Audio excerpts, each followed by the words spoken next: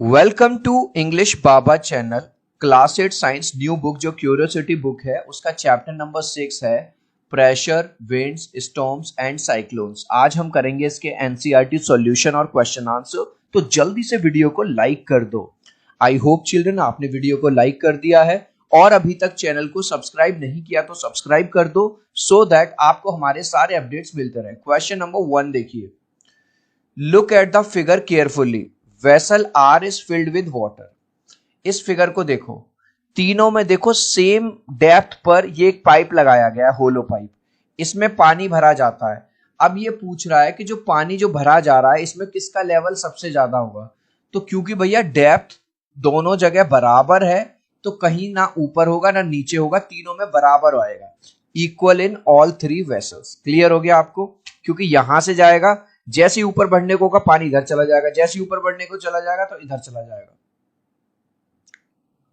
और rubber sucker, sucker क्या होता है चिल्ड्रन? इस तरह का होता है, आपने देखा भी होगा कई बार जब हम बचपन में गन खरीद के लाते थे उसके आगे लगा रहता था, है ना, वो जाता था, चिपक जाता था। आजकल इस तरह के हुक भी आने लगे, अमेज़न वगैरह पे मिल जाएंगे आपको लटकाने के लिए। जो सुकर एम है उसको प्रेस किया जाता है फ्लैट स्मूथ, फ्लैट मतलब स्मूथ सरफेस पे, चिकने, बिल्कुल फ्लैट है वो। And an identical sucker N, एक दूसरा सकर है एन, उसको रफ सरफेस पे। चिल्ड्रन याद रखना, जो सकर होते हैं इनकी खास बात क्या है, ये केवल फ्लैट सरफेस पे चिपकेंगे, जैसा यहाँ पे दिखाया गया है, जैसा यहाँ पे। अगर इस तरह की सरफेस होगी तो एयर अंदर से चली जाएगी अंदर की तरफ और वो नहीं चिपकेगा। तो आंसर होगा जो एम है वो तो चिपकेगा और जो एन है वो नहीं चिपकेगा। तो आंसर में यहां देखो, एम विल स्टिक। एम क्यों स्टिक करेगा, क्यों चिपकेगा? क्योंकि वो फ्लैट सरफेस पे है। N will not stick, N जो है जो रफ सरफेस पे है वो नहीं चिपकेगा। सो राइट आंसर है C. A water tank is placed on the roof of a building at a height H. एक वाटर टैंक को एक छत पे रखा गया है हाइट एच पे, ठीक है जी। To get water with more pressure, पानी का प्रेशर बढ़ाने के लिए हमको क्या करना पड़ेगा? A, increase the height H at which the tank is placed. Children, जितना ऊपर हमारा टैंक होगा, अगर यहां होगा कम प्रेशर आएगा, और ऊपर होगा और ज्यादा प्रेशर से पानी आएगा, और ऊपर होगा और ज्यादा। जितनी ज्यादा हम हाइट बढ़ा देंगे अपने टैंक की जिसमें पानी भरा हुआ है, उतनी अच्छे से पानी हमारी जो टैप लगी होती है उनमें आएगा। और यही रीजन है कि जो वाटर टैंक है वो हमेशा हाइट पे रखे जाते हैं। अब ये कह रहा है टू वेसल्स हैं ए एंड बी, एक ये रही और एक ये रही। Contain water up to same level, दोनों में इधर तक पानी भरा हुआ है सेम लेवल तक। As shown in the PA and PB are the pressure. तो इस पे जो प्रेशर लग रहा है वो पीए है और इस पे जो प्रेशर लग रहा है पीबी है। At the bottom F A and F B are the force.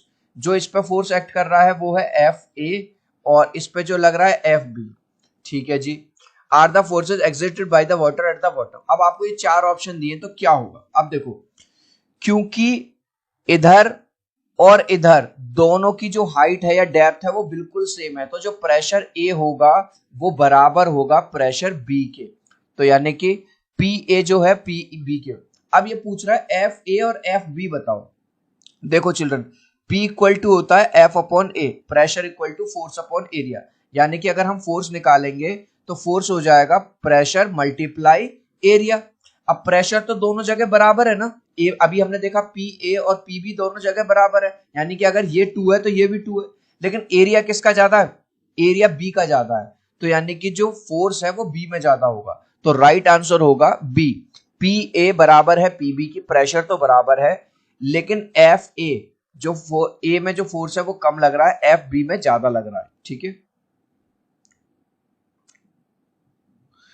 अब है आपको ट्रू फॉल्स बताना है, इनको एक एक करके डिस्कस करेंगे। पहला है air flows from a region of higher pressure to a region of lower pressure. समझो, मान के चलो आपने एक होलो स्ट्रॉ ले लिया, एक तरफ यहाँ पे बिना फूला हुआ बलून लगा दो ऐसा और एक तरफ फूला हुआ लगा दो, तो क्या होगा? एयर प्रेशर किसमें ज्यादा है? इसमें ज्यादा है, तो यहां से एयर ट्रेवल करेगी इसकी तरफ, यानी हाई प्रेशर से लो प्रेशर की तरफ जाएगी। बिल्कुल सही है, यहां लिख देंगे आप true. Liquid exert pressure only eight the bottom. ये कह रहा है जो लिक्विड है वो केवल बॉटम पे प्रेशर लगाता है? नहीं भैया, साइड वर्ड्स भी लगाता है। देख रहे हो, इधर भी लग रहा है, इधर भी लग रहा है, इधर भी लग रहा है, ठीक है। तो ये हो जाएगा false. The weather is stormy at the eye of a cyclone. जो साइक्लोन होता है उसका जो आई यानी कि जो बीच वाला हिस्सा होता है उसमें बहुत ज्यादा स्टॉर्मी होता है, नहीं, जो बीच वाला हिस्सा होता है वो काफी शांत होता है ये वाला, और चारों तरफ होता है भंवर, तो ये भी है false. During a thunder storm it is safer to be in a car. जब लाइटनिंग हो, थंडर स्टोम हो, गड़गड़ाहट जो होती है, कार में अगर आप बैठे हो तो आप काफी हद तक सेफ हो, क्योंकि अगर कुछ होता भी है तो चार्ज कार से होते हुए नीचे निकल जाएगा अर्थ में और आप सेफ हो जाओगे, तो ये है ट्रू। अब है फिगर ए में एक बच्चा दिखा रखा है जो लेटा हुआ है जमीन पे, फिगर बी में एक बच्चा दिखाया हुआ है जो खड़ा हुआ है। हमसे ये पूछ रहा है कौन सा बच्चा जमीन पे ज्यादा प्रेशर क्रिएट कर रहा है और क्यों। चिल्ड्रन देखो, P इक्वल टू होता है फोर्स अपॉन एरिया, ठीक है। तो अब बच्चे में तो जो वजन है वो यहाँ पे भी मान के चलो, अगर ये 70 किलो का है, 70 न्यूटन का फोर्स लगा रहा है, तो यहाँ पे भी 70 न्यूटन का लगा रहा है। लेकिन एरिया देखो कहाँ पे कम है, यहाँ पे ज्यादा एरिया कवर हो रहा है, यहाँ पे कम एरिया कवर हो रहा है। तो इसका मतलब pressure equal to force upon area से यहाँ पे जो एरिया है वो कम है, और एरिया कम होने से प्रेशर बढ़ जाता है, तो प्रेशर जो है वो बी वाली इमेज में ज्यादा क्रिएट हो रहा है। आंसर कैसे लिखेंगे? In figure B the boy sink more into the sand. Sink का मतलब है किस में वो ज्यादा जमीन में धसेगा, धसेगा तब जब ज्यादा प्रेशर पड़ेगा, और ज्यादा प्रेशर कहां पे पड़ेगा? फिगर बी में। Because area covered in figure B is lesser than figure A, क्योंकि एरिया जो है कवर हो रहा है बहुत कम comparatively to figure A. An elephant stands on 4 feet. 4 पैरों पे एलिफेंट खड़ा होता है, ठीक है। If the area covered by 1 foot is 0.25, एक पैर का जो एरिया है वो 0.25 मीटर स्क्वायर है, ठीक है। Calculate the pressure exerted by the elephant on the ground. एक पैर का तो इतना है, लेकिन पैर कितने हैं? 4।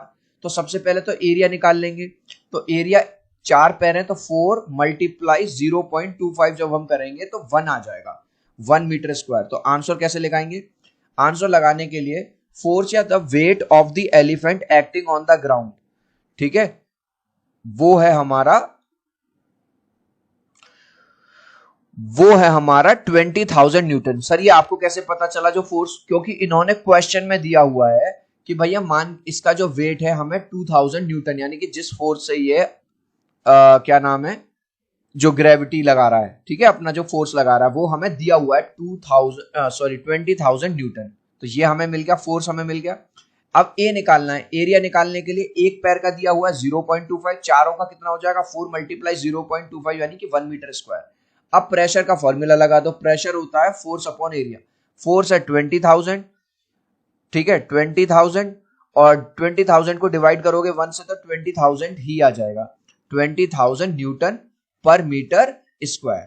ये हो गया। आप चाहो तो इसको पास्कल में भी लिख सकते हो, 20,000 pascal, P. There are 2 boats A and B. A और बी दो बोट हैं।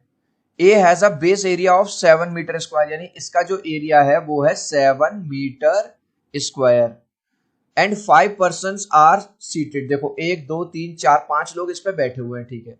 बोट बी का जो एरिया है वो है 3.5, यानी बहुत कम है, ठीक है। एंड 3 पर्सन, 1 2 3 3 लोग इस पे बैठे हुए हैं। If each person weighs 700 newton, ये चाहे इस वाली नाव के लोग हों चाहे इस वाली नाव के लोग हों, सबका जो वेट है एक पर्सन का 700 न्यूटन दे दिया। Find out which boat will experience more pressure. तो प्रेशर का फॉर्मूला लगा दो, pressure equal to force upon area. भाई इसमें 5 लोग बैठे हुए, 1 2 3 4 5, एक आदमी लगा रहा वेट 700, तो 5 कितने लगाएंगे? 700 मल्टीप्लाई 5, तो यानी आ जाएगा 3500। 3500 न्यूटन को किससे आप डिवाइड करोगे? Pressure equal to force upon area होता है, को डिवाइड कर देंगे 7 से। देखो सबसे पहले हम बोट ए का निकाल लें। 5 पर्सन अगर बैठे हुए हैं, एक पर्सन में अगर 700 न्यूटन फोर्स है तो 5 का कितना हो जाएगा? 5 मल्टीप्लाई 700 यानी 3500 आ जाएगा। बोट का एरिया कितना दिया हुआ है? 7 मीटर स्क्वायर। प्रेशर लगा दो फोर्स अपॉन एरिया। तो फोर्स अपॉन एरिया जब हमने 3500 को डिवाइड किया किससे? 7 से डिवाइड किया, सॉरी यहाँ पे एक स्टेप मिस हो गया है, 7 से डिवाइड किया तो क्या आ जाएगा? 7 5 जा 35, 500 न्यूटन पर मीटर स्क्वायर आ गया बोट ए का। अब बोट बी का निकालो। बोट बी में कितने लोग बैठे हुए हैं? 3 लोग। एक का वजन है 700, तो 3 का कितना हो गया? 21। एरिया हमें बोट बी का दिया हुआ है 3.5 फोर्स अपॉन एरिया। 2100 को 3.5 से डिवाइड करेंगे तो आ गया 600 पास्कल। अब बोट ए लगा रही है जो प्रेशर, वो लगा रही है 500 पास्कल और ये लगा रही है 600, तो कौन सी ज्यादा लगा रही है? बोट बी ज्यादा प्रेशर लगा रही है बोट ए से। अब वो पूछ रहा है कितना ज्यादा लगा रही है, तो 600 में से आपने 500 को माइनस किया तो आपका आ गया 100 पास्कल, यानी कि जो बोट बी है वो 100 पास्कल ज्यादा प्रेशर क्रिएट कर रही है बोट ए से। क्लियर है चिल्ड्रन? अगर मजा आ रहा है, वीडियो से कुछ वैल्यू मिल रही है, पहली बार हर चीज समझ आ रही है, तो यार एक लाइक जरूर कर लेना। लाइक करने में आप लोग कंजूसी करते हो। मैं 3 तक काउंट करूंगा चिल्ड्रन, प्लीज वीडियो को लाइक कर दो। 1 2 3। आई होप चिल्ड्रन आपने वीडियो को लाइक कर दिया है, चैनल को सब्सक्राइब कर दिया है। Thank you guys. इसके अलावा साइंस के साथ साथ आप हमारे हिंदी के, इंग्लिश के, सोशल साइंस के, इनके भी क्वेश्चन आंसर आप देखें यूट्यूब पे। जो बेस्ट क्वेश्चन आंसर है, सबसे शॉर्ट क्वेश्चन आंसर है, वो इंग्लिश बाबा चैनल पे ही आपको मिलेंगे। Next question, would lightning occur if air clouds were good conductors of electricity? ये पूछ रहा है जो लाइटनिंग है क्या वो होगी अगर क्लाउड्स अच्छे कंडक्टर होते इलेक्ट्रिसिटी? अरे भैया बिल्कुल नहीं होगी। मान के चलो अगर क्लाउड्स कंडक्टर होते तो फिर तो जो चार्ज है वो तो फ्लो कर जाता। अब होता क्या, क्योंकि ये गुड कंडक्टर नहीं है तो चार्ज कलेक्ट होता रहता है। भाई एक क्या नाम है, घड़ा है, घड़े में पानी भरता रहेगा, निकलेगा नहीं, तो फिर तो कभी ना कभी तो ओवरफ्लो करेगा ही ना। ऐसे ही जब वो चार्ज इकट्ठा होता रहता है तो वो स्पार्क कर जाता है। तो आंसर है no, lightning would not occur if air and clouds were good conductors of electricity. बस नो लिखना है और पूरा का पूरा क्वेश्चन सही। अब ये पूछ रहा क्वेश्चन बहुत इजी है, what will happen to the identical balloons A and B as shown in figure? ये रहा एक बलून, ये रहा एक बलून, ये रहा, ठीक है, ऊपर से पानी डाल रहे हो तो क्या होगा? Water is filled in the bottle up to a certain height, will both the balloons bulge? क्या दोनों बलून फूलेंगे या कोई भी नहीं फूलेगा? एक्सप्लेन करो। सबसे पहले जो साइंस का बच्चा है उसने लिक्विड में प्रेशर समझा। देखो दोनों की जो हाइट है या दोनों की जो डेप्थ है वो बिल्कुल बराबर है, तो अगर बल्ज करेंगे, अगर फूलेंगे तो दोनों बलून फूलेंगे। अगर ये वाला इतना फूलेगा तो ये वाला भी इतना ही फूलेगा। ऐसा नहीं है कि एक कम या एक ज्यादा। क्यों? क्योंकि दोनों पे जो प्रेशर पड़ रहा है वो बराबर हो रहा है। हाँ, अगर एक बलून चिल्ड्रन यहां पे होता और एक नीचे होता तो नीचे वाले पे ज्यादा प्रेशर पड़ रहा होता, उस केस में नीचे वाला ज्यादा फूलता और ऊपर वाला कम फूलता। क्लियर हो रही है? तो आंसर क्या लिखेंगे? Yes, both the balloons will bulge equally, दोनों ही फूलेंगे, बल्ज करेंगे इक्वली, बराबर से, because both the balloons are set on the same depth, क्योंकि दोनों ही बलून्स को सेम डेप्थ, सेम गहराई पर लगाया गया है। Explain how a storm become a cyclone? जो स्टॉर्म है, तूफान है, वो साइक्लोन में कैसे कन्वर्ट हो जाता है? बहुत ध्यान से समझना, इमेज से समझा दूंगा आपको। सबसे पहले warm moist air over ocean rise, ocean के ऊपर जो हवा होती है, थोड़ा उसमें मॉइस्चर होता है, वो ऊपर उठती है, creating a low pressure area, जिससे यहाँ पे एयर का प्रेशर कम हो जाएगा। तो जो लैंड वाली जमीन होगी वो जमीन से इधर की साइड, ठीक है, बढ़ेगी। Cooler surrounding air rushes to replace it, यानी कि जो यहाँ की हवा है जमीन वाली वो इधर की तरफ आएगी। And due to the earth rotation, आपने रोटेशन और रिवोल्यूशन पढ़ा होगा, रोटेशन अर्थ घूमती है, this inflowing air starts to spiral, earth के रोटेशन की वजह से वो जो एयर ऐसे आ रही थी वो स्पाइरल होने लगती है, ऐसे ऐसे घूमने लगती है, फॉर्मिंग अ साइक्लोन, और उसी वजह से क्या बन जाता है? साइक्लोन बन जाता है, गोल गोल। This figure shows trees along the sea coast on a summer afternoon, गर्मी का टाइम है, धूप का टाइम है आपको। अब देखो पेड़ किधर झुके हुए हैं, इधर झुके हुए हैं या इधर झुके हुए हैं? आप कहोगे सर इस साइड झुके हुए हैं। तो एक बात तो हमें क्लियर हो रही है कि हवा जो है यहां से यहां चल रही है, लेकिन इसने ये नहीं पूछा identify which side is land, A और बी। ये पूछ रहा है कि जमीन इधर है या इधर है।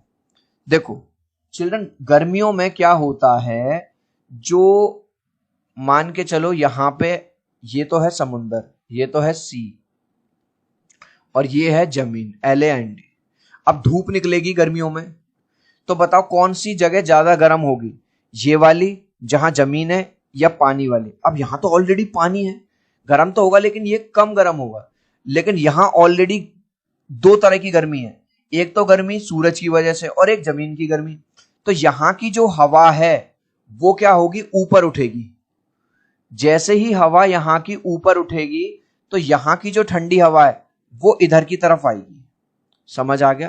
तो इसका मतलब यहां पे क्या है, इस साइड तो है लैंड, जमीन है, और इस साइड है हमारा समुंदर।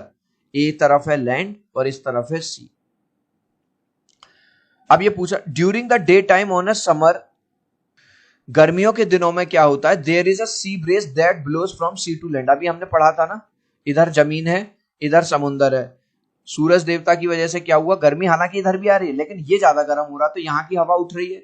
तो जो समुंदर की साइड की जो ठंडी हवा है वो इस जगह को भरने के लिए इधर आती है, तो हवा इधर चलती है। This happens because the land gets heated faster, क्योंकि जमीन जो है ज्यादा जल्दी गर्म होने लगती है। And the air above land, जो एयर है लैंड वाली वो ऊपर उठती है, resulting in low pressure region over land. Low pressure create हो जाता है और ये हवा चलने लगती है। Describe an activity to show that air flows from a region of high pressure. एक एक्टिविटी करके ये बताओ कि जो एयर है वो हाई प्रेशर से लो प्रेशर की तरफ मूव करती है। तो हमने स्टार्टिंग में देखा था कि अगर हम एक स्ट्रॉ लें, एक तरफ यहाँ पे बड़ा बलून लगा दें जिसमें हवा भरी हुई है और एक तरफ छोटा बलून लगा दें जिसमें हवा नहीं है, तो हम क्या देखेंगे, बड़े बलून से हवा छोटे बलून की तरफ जाएगी, यानी कि हाई प्रेशर से लो प्रेशर में जाएगी। हो गया proof. At one end of straw tie a uninflated balloon, ठीक है, एक तरफ तो लगा दो बिना फूला हुआ balloon. On the other end of the straw tie inflated, फूला हुआ बलून लगा दो। ऑब्जर्वेशन देखोगे, some air moves from the inflated balloon to uninflated. आप देखोगे कुछ हवा फूले हुए बलून से बिना फूले हुए बलून की तरफ जाती है और तब तक जाती रहती है जब तक दोनों साइड इक्वल ना हो जाए। तो इसका मतलब हाई प्रेशर से लो प्रेशर की तरफ विंड जो है वो मूव करती है। अब है थंडर स्टॉर्म क्या है, कैसे बनता है। Thunder storm is a storm characterized by lightning and thunder. Thunder storm में क्या होता है, पहले लाइटनिंग बिजली सी दिखाई देती है और फिर उसके बाद एक आवाज आती है। कैसे होता है, अभी हमने पढ़ा था जो गर्म मॉइस्ट एयर होती है वो ऊपर की तरफ उठती है, ठीक है। जब गर्म हवा warm air cools down and forms clouds. अब जो ऊपर हवा उठी, ठीक है, वो ऊपर जाके ठंडी हो गई और उसने क्या बना लिए, बादल बना लिए। अब बादल क्योंकि इंसुलेटर्स होते हैं अच्छे से उसमें तो इसमें चार्ज कलेक्ट होता रहता है, electrical charge build up on the water droplets and ice particles, ठीक है। अब जो चार्ज डिफरेंस हुआ, कहीं प्लस कहीं minus, charge difference becomes great enough, जब वो इतना बढ़ जाता है, a discharge of electricity occurs as lightning, तो वहां डिस्चार्ज हो जाता है और उसी को हम क्या बोलते हैं, लाइटनिंग। अब ये जो लाइटनिंग है ये हवा की वजह से एक शॉक वेव क्रिएट करती है, इसी को हम क्या बोल देते हैं, थंडर बोल देते हैं। अब जो नेक्स्ट क्वेश्चन है वो है लाइटनिंग बताओ, लाइटनिंग कैसे क्रिएट होती है। इसमें मजा आ जाएगा आपको, पूरा यहां से लेके और यहां तक यही लिख देना, पूरा का पूरा सेम आंसर है इसका। वार्म एयर ऊपर उठी, क्लाउड्स बन गए, क्लाउड्स पे चार्ज बिल्डअप हो गया और फिर चार्ज डिफरेंस की वजह से लाइटनिंग अकर, तो पूरा सेम आंसर है। लास्ट क्वेश्चन है explain why holes are made in banners of and hoardings. कई बार आपने देखा होगा बैनर्स और होर्डिंग लगाते वक्त उसमें जो ऊंचाई पे लगाए जाते हैं उसमें छेद कर दिए जाते हैं छोटे छोटे, क्यों, ताकि जब तेज हवा चले तो हवा उस छेद में से होके पास हो जाए, क्योंकि अगर छेद नहीं होंगे तो इस पे बहुत प्रेशर लगेगा, पूरा का पूरा जो होर्डिंग है वो फट जाएगा। तो उसको बचाने के लिए आंसर लिखेंगे, holes are made in banners and hoardings to reduce the wind pressure. Wind pressure को कम करने के लिए, याद रखना, रिड्यूस करने के लिए लगाए जाते हैं जो उन पे लग रहा है, अगर नहीं लगाएंगे तो वो फट सकते हैं। आंसर देंगे इस लास्ट क्वेश्चन का, कमेंट में देखूंगा कितने बच्चे राइट आंसर देंगे। Holes are made in banners to dash the wind pressure acting on them. जो विंड प्रेशर है उसको क्या करने के लिए, कम करने के लिए, रिड्यूस करने के लिए बनाए जाते हैं या इंक्रीज करने के लिए। आप चाहो तो अपने आंसर में कमेंट में ए या बी लिख देना, मैं समझ जाऊंगा। सो आई होप मेरा ये वीडियो आपको बहुत अच्छा लगा होगा। प्लीज वीडियो को लाइक कर देना, चैनल को सब्सक्राइब कर देना। अब हम मिलते हैं अगले वीडियो में, बाय बाय।